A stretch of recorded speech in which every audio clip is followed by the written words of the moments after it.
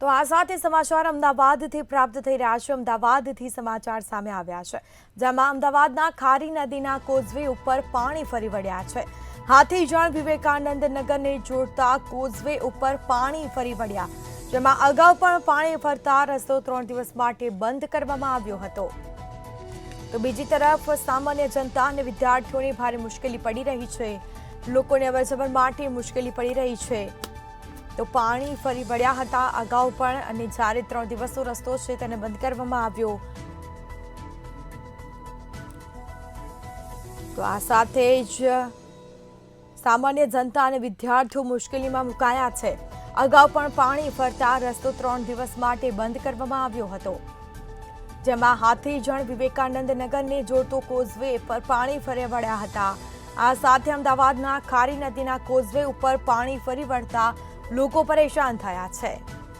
તો અમદાવાદના ખારી નદીના કોઝવે ઉપર પાણી ભરાયા હતા, અને જે બાદ રસ્તો બંધ કરવામાં આવ્યો, જેના કારણે લોકોને મુશ્કેલી વેઠવાનો વારો આવ્યો છે।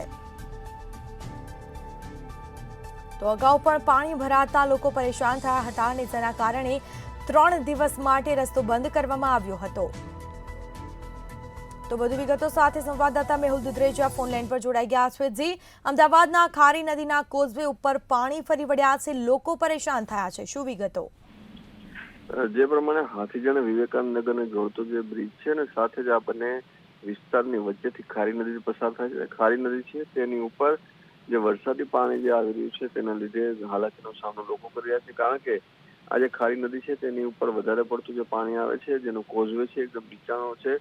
આ જે નીચા કોઝવેના લીધે પાણી વારંવાર ઉપર આવી જતું હોય છે, જેના લીધે વાહન ચાલકો તેમજ સ્થાનિક લોકો છે તેઓએ ત્યાંથી 5 થી 7 કિલોમીટર સુધી ફરવા જવું પડે છે। જે મુખ્ય કનેક્ટેડ માર્ગ છે તેના સિવાય 5 થી 7 કિલોમીટર સુધી ફરવા જવું પડતું સમસ્યાનો સામનો કર્યો છે।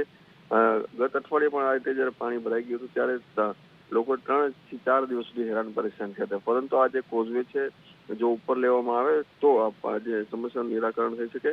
હાલ તમામ જે લોકો છે ફરી વખત પાણી આવવાથી હેરાન પરેશાન થઈ રહ્યા છે। જી બિલકુલથી તમામ જાણકારી આપવા બદલ આપનો આભાર। તો આ સાથે અગાઉ પણ પાણી ફરી વળતા રસ્તો 3 દિવસ માટે બંધ કરવામાં આવ્યો હતો। સામાન્ય જનતા અને વિદ્યાર્થીઓને ભારે મુશ્કેલી વેઠવાનો વારો આવ્યો છે।